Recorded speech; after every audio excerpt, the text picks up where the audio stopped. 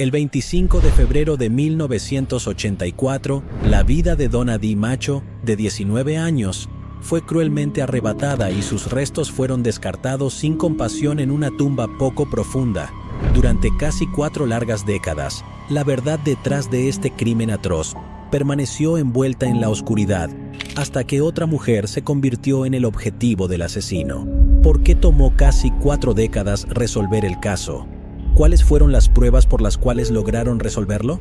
Viajamos hasta East Windsor, un municipio ubicado en el condado de Mercer, Nueva Jersey. Situado en la parte central del estado, es conocido por su carácter suburbano y su proximidad a ciudades importantes como Trenton y Princeton. East Windsor ofrece una mezcla de áreas residenciales, centros comerciales y paisajes naturales. El municipio alberga varios parques, instalaciones recreativas y atracciones culturales, brindando a los residentes y visitantes amplias oportunidades para actividades al aire libre y participación comunitaria. Sin embargo, a pesar de este entorno idílico, este lugar se convertiría en el escenario de un crimen atroz. La historia de Donna Dee Macho comenzó el 16 de octubre de 1964. Era la hija querida de Betty Lou Thompson Macho y Ronald Wayne Macho. A medida que pasaban los años, la familia de Donna creció con la llegada de su hermana menor, Julie Macho, en 1969.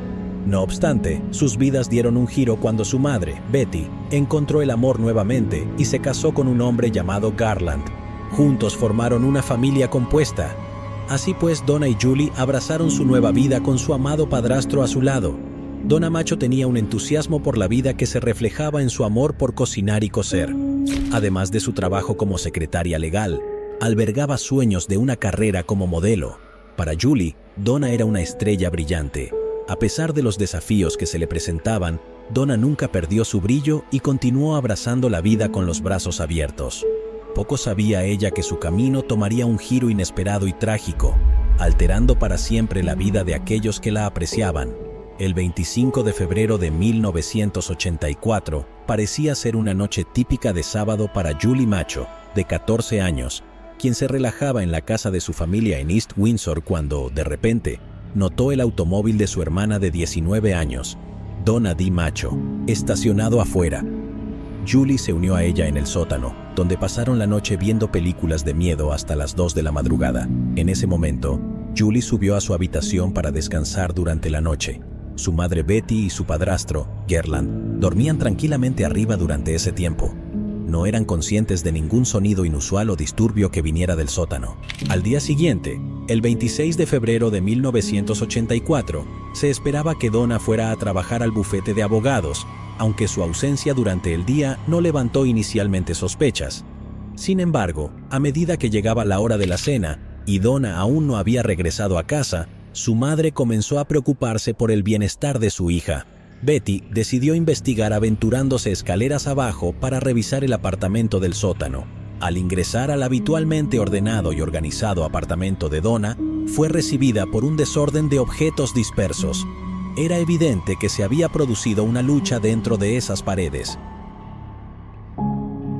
La vista de la ropa manchada de sangre aumentó su creciente inquietud, lo que la llevó a contactar inmediatamente como loca a la policía. Una vez que la policía llegó a la escena, peinaron meticulosamente todo el sótano, con sus ojos escudriñando atentamente cualquier rastro que pudiera desentrañar el misterio. Su diligencia dio resultados cuando descubrieron huellas dactilares tenues cerca de una mesa, cerca de la cama. Reconociendo la posible importancia de estas huellas dactilares, las recogieron cuidadosamente como evidencia, junto con la ropa manchada de sangre. También descubrieron rastros de fluidos corporales en el dormitorio, una pista esencial que prometía acercarlos a la identidad del perpetrador y ayudar a encontrar a Donna. En búsqueda de respuestas, los investigadores hicieron un sombrío descubrimiento. En marzo de 1984, encontraron el automóvil abandonado y manchado de sangre de Donna Macho, cerca de una planta de tratamiento de aguas residuales, aproximadamente a 1 kilómetro de su casa. Sin embargo, a pesar de esta pista, el misterio que rodeaba su desaparición persistió. Los investigadores revisaron meticulosamente innumerables registros e interrogaron diligentemente a los residentes que vivían en las cercanías de la residencia de Donna Macho, determinados a desenterrar cualquier pista que pudiera llevarlos a la verdad. Por casualidad, la investigación dio un giro significativo cuando sospecharon de varias personas, incluido Nathaniel Harvey, un antiguo trabajador de una granja cercana y residente de East Windsor. Había sido detenido por su presunta participación en una serie de agresiones y un escalofriante asesinato en el área de Plainsboro. Pero todas las pistas, incluido Harvey, no dieron resultados en ese momento. La pieza de evidencia significativa, el fluido corporal que los investigadores encontraron en el dormitorio de Donna Macho, también se sometió a pruebas. Sin embargo, la tecnología para las pruebas de ADN no estaba tan avanzada como lo está hoy, y las pruebas realizadas en ese momento carecían de la precisión necesaria para identificar la fuente del fluido. A pesar de ello, los investigadores no cerraron el caso y esperaban que algún día surgieran pistas sólidas que les ayudaran a resolver el misterio del asesinato de Donna Macho. La tragedia se volvió demasiado pesada para el padrastro de Donna, quien falleció trágicamente solo 6 meses después de su desaparición, dejando a la familia para sobrellevar el peso de su dolor. La familia realizó grandes esfuerzos en su búsqueda del asesino. Contrataron investigadores privados, rastreadores e incluso buscaron la ayuda de médiums. Invirtieron todos los recursos en el despliegue, gastando hasta el último centavo que tenían. Su esperanza nunca vaciló. Se aferraron a la creencia de que, de alguna manera, tal vez y solo tal vez, su ser querido aún estaba vivo. No pudieron sacudirse el pensamiento de que tal vez había resultado herida. Después de agotar todas las posibles vías para encontrar la identidad del asesino, buscando consuelo y un nuevo comienzo, Julie y su madre tomaron la difícil decisión de mudarse a Texas en 1987. Sin embargo, su camino hacia la sanación se vio empañado por la desgracia cuando su unidad de almacenamiento fue robada, privándolos de preciosos recuerdos. Los ladrones arrebataron sin escrúpulos las fotos familiares y los recuerdos apreciados, además de 16 cajas llenas de expedientes de investigación, agregando otra capa de dolor. Por supuesto, todo esto estaba perfectamente orquestado y fue 100% adrede. Pasaron 11 años, pero no hubo noticias. Increíblemente, el 2 de abril de 1995, los oficiales de policía recibieron una llamada de un grupo de Boy Scouts sobre un cuerpo que encontraron cerca de Cranberry. No estaba en buenas condiciones, más bien estaba casi completamente descompuesto, pero cuando obtuvieron los registros dentales, no podían creer que habían encontrado la parte más importante del rompecabezas que habían estado buscando durante la última década. Sí, amigos, era el cuerpo de Donna Dee Macho. Estaba oculto dentro de una alfombra en una zona arbolada cerca de una granja de arándanos, nada lejos de donde habían recuperado su automóvil. Después de que sus restos fueran enviados para una autopsia, los hallazgos iniciales indicaron que Donna había sufrido trágicamente una herida de bala en la cabeza. Sin embargo, a medida que avanzaba la investigación del caso, los expertos dedicados en la oficina del examinador médico regional de Middle Assault profundizaron en sus restos. Todo ello a través de un examen cuidadoso mediante el cual descubrieron que su causa de muerte era, en efecto, una lesión en la cabeza, aunque no se pudo determinar de manera definitiva como una herida de bala. No obstante, la causa de muerte se modificó a evidencia de violencia homicida y su fallecimiento siguió siendo clasificado como un homicidio. Con esta pista crucial incapaz de arrojar resultados concluyentes, la investigación gradualmente llegó a un punto muerto y el caso cayó en el abismo de los famosos misterios sin resolver.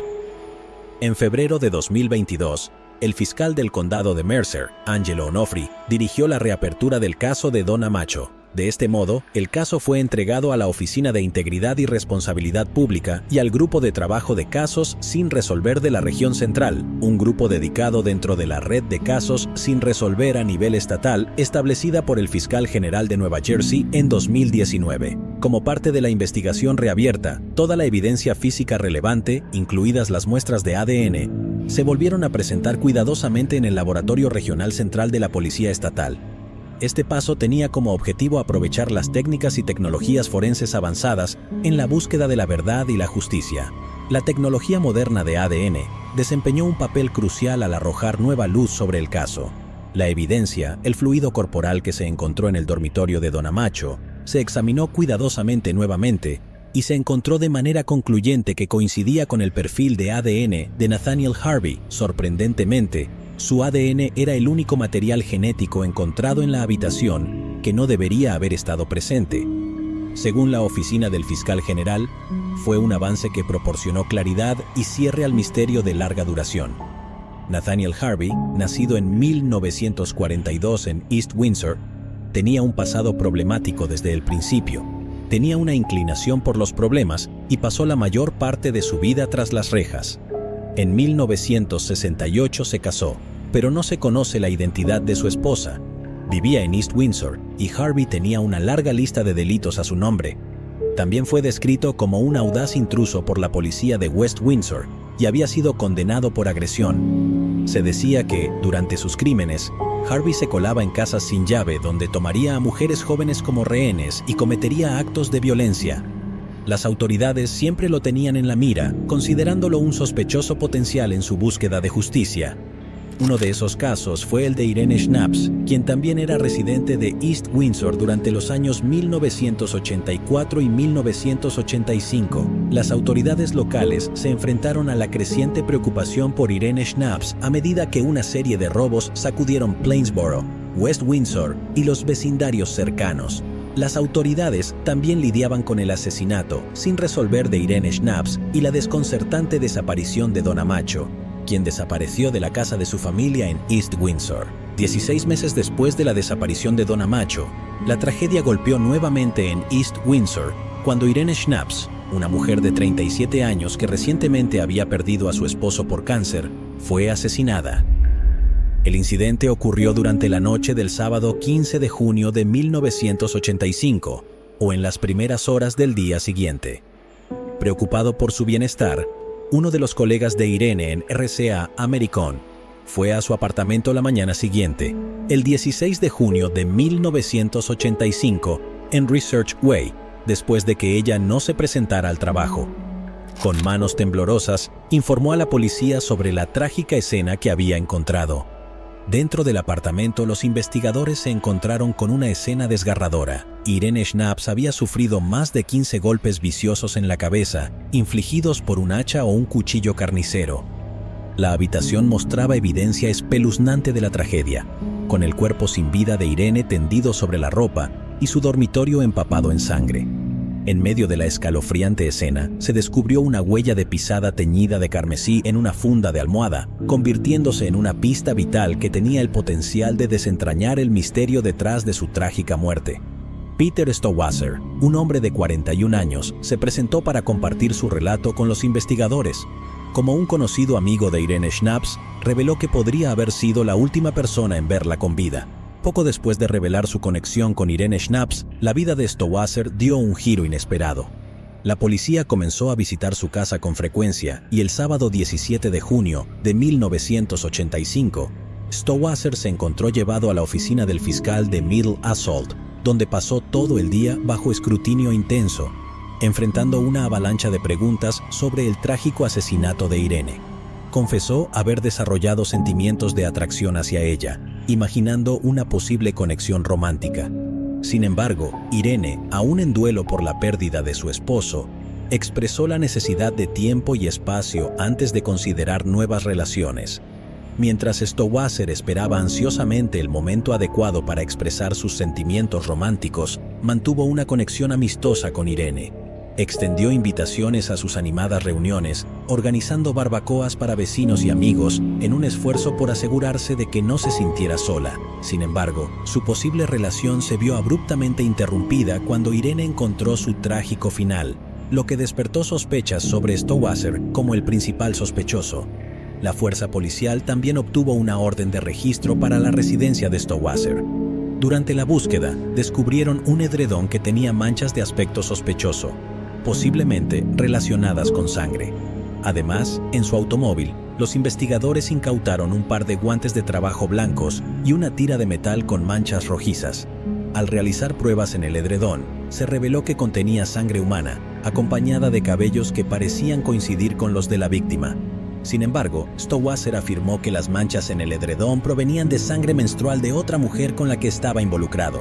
A medida que avanzaba la investigación, Stowasser se sometió a una prueba de detector de mentiras, que no pasó, aunque los resultados de tales pruebas no se consideraban admisibles en el tribunal. También salió a la luz que tenía un historial de cumplir condena en la cárcel por acosar a una exnovia. Sin embargo, la policía descartó a Stowasser como sospechoso principal, en gran parte debido a una discrepancia significativa en las tallas de zapatos. Stowasser usaba zapatos talla 12, mientras que la huella de pisada ensangrentada en la escena del crimen indicaba un zapato talla 6. Este desajuste inesperado y el cambio de tamaño de pie desplazó el enfoque de la investigación hacia otro lugar. Sin embargo, el 28 de octubre de 1985 se produjo un avance en el caso. Ese mismo día, Nathaniel Harvey emprendió una ola de violencia en la parte sur de West Windsor, lo que llevó a un punto de inflexión significativo en la investigación. La llamada inicial que llegó al centro de atención informaba de un incidente alarmante en Dutch Neck Estates. Era un relato escalofriante de una niña de 13 años que había escapado por poco de un intento de secuestro en su propia casa, cuando un hombre le tapó la boca en un intento de llevársela. Sin embargo, su valentía prevaleció y logró liberarse, emitiendo un grito desgarrador que alertó a sus padres sobre el peligro. Sorprendido por el alboroto, el hombre huyó del lugar. Después de huir de la casa en Dutch Neck Estates, ese hombre entró en otra casa, probablemente para esconderse de la policía. Fue confrontado por el propietario, quien encendió la luz y vio a Nathaniel Harvey parado allí, amenazándolo con un hacha. Percibiendo el peligro inminente, Harvey se regresó rápidamente, rompiendo la puerta de vidrio con un poderoso golpe del hacha y huyó hacia el bosque. Con una inquietante afinidad por las hachas, Harvey había desarrollado un perturbador patrón de usar estas herramientas amenazantes para infundir miedo en sus víctimas. Incluso cuando estaba armado con un cuchillo durante uno de los asaltos que cometió, afirmó falsamente tener un hacha, alimentando aún más el terror. No pasó desapercibido para los astutos funcionarios encargados de hacer cumplir la ley que el arma homicida utilizada en el asesinato de Irene Schnapps se creía que era un hacha, lo que añadía otra conexión inquietante con el modus operandi de Harvey. Poco después, los investigadores peinaron diligentemente el área y sus ojos agudos avistaron a Harvey atravesando un campo de soya y luego huyendo hacia el bosque. La policía descendió rápidamente sobre la escena, convergiendo en la ubicación de Harvey cerca del Princeton Arms Shopping Center. Fue allí, en la intersección de Old Trenton Road y Dorchester Drive, donde un policía estatal detuvo a Harvey. Durante los interrogatorios, la policía descubrió la extensión de la ola de delitos perpetrada por Harvey. Confesó una serie de robos que habían sembrado el miedo en la comunidad. Sin embargo, la depravación de Harvey se volvió aún más aterradora cuando reveló los detalles de un asalto reciente. Antes del trágico asesinato de Irene, Harvey había secuestrado a una joven de East Windsor, llevándola a un edificio abandonado en Dutch Neck Road. Reveló que la víctima, quien en realidad era Donna Macho, que salió inocentemente a su terraza a fumar un cigarrillo, solo para ser atrapada por su implacable agarre. Después del arresto de Harvey, se llamó a la niña de 13 años para que identificara si Harvey era el hombre que la atacó el 28 de octubre de 1985. A través de su valiente testimonio, identificó a Harvey como su agresor. Las autoridades tomaron la difícil decisión de no presentar cargos en el caso debido a la extrema brutalidad y la naturaleza perversa del ataque, considerando el impacto potencial que tendría en el bienestar de la víctima. Sin embargo, se produjo un avance cuando los investigadores por fin obtuvieron la orden de registro y realizaron una exhaustiva búsqueda del auto de Harvey en noviembre de 1985, el cual se encontraba en el complejo de apartamentos Princeton Arms. En su interior, descubrieron pruebas contundentes que lo vinculaban directamente con el asesinato de Irene Schnapps, así como objetos robados de varios robos recientes. Se hizo un descubrimiento importante: un reloj Seiko que fue identificado positivamente como perteneciente a Irene y que había sido tomado de su apartamento en el momento del trágico asesinato. Este hallazgo crucial proporcionó una conexión sólida entre Harvey y el crimen. En un giro intrigante, se descubrió que la esposa de Harvey residía en el mismo complejo de apartamentos que Irene. Sin embargo, esta información tuvo que mantenerse confidencial debido a la dependencia de su esposa de la asistencia estatal.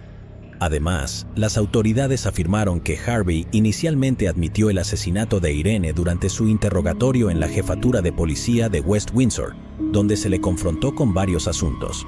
Fue durante este momento intenso que Harvey solicitó hablar con su padre, quien le ofreció consejos cruciales para hacer lo correcto. En un giro sorprendente de los acontecimientos, Harvey hizo una confesión sobre el asesinato de Irene Schnapps.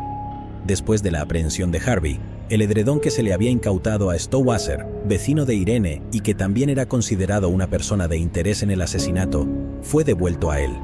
Además, el guante y la tira de metal confiscados de su automóvil arrojaron resultados negativos para la presencia de sangre después de ser sometidos a pruebas por parte de los fiscales. En 1986, Harvey fue condenado por el asesinato de Irene Schnapps. Sin embargo, 4 años después, en 1990, la Corte Suprema del Estado anuló su condena, afirmando que su confesión se había obtenido sin informarle correctamente sus derechos de Miranda. Harvey, quien sostenía ahora que su confesión había sido obtenida bajo coacción, retractó inmediatamente su declaración. Este giro de los acontecimientos planteó dudas sobre la validez de su confesión inicial y desató un debate sobre si se le debió recordar sus derechos de Miranda después de hablar con su padre. La cuestión de la confesión de Harvey se convirtió en un punto de controversia a medida que surgían relatos contradictorios. Según Eric Kleiner, el abogado de Harvey, este negó haber confesado el asesinato de Irene, contradiciendo la afirmación de la policía de que había admitido el crimen. Aunque la confesión no fue grabada, la condena inicial se anuló basándose en el fallo del tribunal de que se le debió recordar de sus derechos de Miranda después de solicitar hablar con su padre durante el interrogatorio. En 1994, cuando el caso llegó a un segundo juicio, el enfoque se centró en la evidencia crucial de sangre encontrada en la escena del crimen.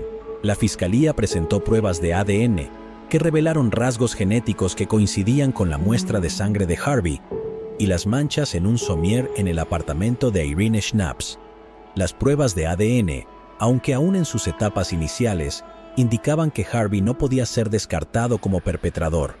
Para fortalecer aún más su caso, los expertos en la acusación utilizaron el análisis de intensidad de puntos, una técnica que estimaba la consistencia entre las características de la sangre encontrada en la escena y el ADN de Harvey. Determinaron que tal coincidencia ocurriría solo en uno de cada 1.400 individuos afroamericanos. Sin embargo, los expertos de la defensa argumentaron en contra, sosteniendo que la proporción podría ser potencialmente de 1 en 50. En esta ocasión, Harvey fue condenado y recibió la pena de muerte. Sin embargo, este veredicto fue confirmado por la Corte Suprema del Estado en 1997, con algunos jueces expresando opiniones divergentes. El juez Alan B. Handler, en su opinión en disidencia, examinó detenidamente el análisis de 64 páginas de las pruebas de ADN presentadas en el caso. Expresó sus dudas y manifestó su confianza en que, en algún momento futuro, ya sea en el tribunal estatal o federal, es probable que se revierta la decisión. En un giro sorprendente, según un artículo en el New York Times del 15 de mayo de 2005, nueva información presentada por Kleiner, el abogado de Harvey, señaló a Peter Stowasser, un antiguo vecino de Irene. Aunque Stowasser una vez fue considerado un posible sospechoso por la policía, posteriormente fue descartado. Kleiner implicó a Stowasser, quien ahora tenía 61 años y residía en Hightstown, tanto en el caso de Irene como en el asesinato de Donna Macho de East Windsor, quien desapareció en 1984 y cuyo cuerpo fue descubierto en 1995. Estas afirmaciones hechas por Kleiner atrajeron una atención significativa y fueron titulares en la sección de Nueva Jersey del New York Times del domingo. También cuestionó enérgicamente la precisión de las pruebas de ADN presentadas durante el segundo juicio de Harvey, argumentando que eran defectuosas y estaban contaminadas. Además, exigió más pruebas de ADN sobre otras evidencias recopiladas en el caso, sugiriendo que podrían haber implicado a Stowasser en su lugar. Kleiner planteó preocupaciones sobre la evidencia faltante, incluida la ausencia de cabello en el edredón. Expresó sospechas sobre la clasificación del cabello recuperado, señalando que inicialmente se etiquetó como caucásico y luego se le añadió la frase «y un cabello negroide». Kleiner alegó que todas las notas y microfilmes de los técnicos de evidencia capilar habían desaparecido misteriosamente, lo que le llevó a creer que la evidencia capilar nunca existió en realidad. Kapsack, quien continuó siendo fiscal en el condado de Middlesex, expresó una confianza inquebrantable en la condena de Harvey, afirmando firmemente que Stowasser no tuvo ninguna participación en el crimen. Según Kapsack, Stowasser fue considerado inicialmente como un posible sospechoso en el caso, pero fue descartado como sospechoso principal. El factor decisivo fue el descubrimiento de una huella de zapato ensangrentada de talla 6 en la almohada de la víctima, lo cual contradecía el pie de talla 12 de Stowasser. Curiosamente, el artículo no mencionaba que Harvey mismo usaba un zapato de talla 6, aunque aclaró que la implicación de Stowasser era meramente circunstancial y no indicativo de su culpabilidad. En abril de 2007, el juez John F. Mellon del Tribunal Superior Estatal tomó una decisión que frustró las esperanzas de Harvey de tener una nueva audiencia probatoria y desestimó su desafío de habeas corpus. Anuló la condena de Harvey en 1994, originalmente una sentencia de muerte, debido a la asistencia legal inadecuada brindada durante principios de la década de 1990. A pesar de este desarrollo, Harvey, de 65 años, aún cumpliría una sentencia de 70 años por un cargo separado. La sentencia de muerte que recibió en 1994 se había reducido a cadena perpetua sin posibilidad de libertad condicional, cuando Nueva Jersey abolió la pena capital en 2007. Antes de esta abolición, Harvey había pasado 20 años en el corredor de la muerte, aunque el Estado no había llevado a cabo una ejecución desde 1963. Sin embargo, a fines de noviembre de 2020, Harvey murió en la prisión estatal Woods, en Bridgeton, lo que cerró todas las puertas a cualquier investigación adicional. Se consideraba a Peter Stowasser sospechoso en el asesinato de Donna Macho. Los restos de Macho se encontraron en 1995, aproximadamente a 1 kilómetro de distancia del lugar del crimen de Irene. Se afirmaba que Macho y Stowasser estaban inscritos en clases en el Mercer County College durante el otoño de 1983. Se señaló que después de la desaparición de Macho, Stowasser no asistió a las clases del periodo de primavera, para las que se había registrado previamente. Sin embargo, Stowasser sostiene que, aunque asistió al Mercer County College, no conocía a Macho ni tenía ninguna conexión con ella. Harvey estaba relacionado con Donna Macho, ya que el descubrimiento de los restos de Donna fue en un área boscosa cerca de la granja, donde Harvey había trabajado brevemente, lo que generó sospechas. Además, se encontró su automóvil abandonado cerca de una planta de tratamiento de aguas residuales, convenientemente a poca distancia de la residencia de Harvey. Estas curiosas circunstancias fueron suficientes para que las autoridades centraran su atención en Harvey y exploraran la posibilidad de su participación en el caso. En la última semana de abril de 2023, el fiscal general de Nueva Jersey, Matthew Hottie Platkin, anunció la identificación concluyente de la persona responsable del asalto y asesinato de Donna Macho. El fiscal general del estado dijo que se resolvió el caso cuando los investigadores volvieron a analizar este misterio de décadas atrás. El coronel Patrick Callahan, superintendente de la Policía Estatal de Nueva Jersey, dijo que a medida que habían transcurrido 4 décadas, el recuerdo de una vida joven arrebatada cruelmente aún persiste, persiguiendo los corazones de quienes la amaban. El depredador responsable desechó sin escrúpulos sus restos en una tumba poco profunda, dejándolos intactos durante más de una década. Sin embargo, el tiempo no puede extinguir el ardiente deseo de justicia. Aunque el perpetrador haya encontrado su destino tras las rejas, cumpliendo condena por otro crimen atroz y fallecer en 2020, eso no disminuye la importancia de esta resolución tan esperada. Felicitamos los incansables esfuerzos del Grupo de Trabajo de Casos sin Resolver de la Región Central y de los dedicados científicos forenses de la Policía Estatal, quienes esperanzadamente brindaron un poco de consuelo a la familia doliente de la víctima después de todos estos años. Llegados aquí, ¿acaso no has visto este otro crimen? Yo no me lo perdería,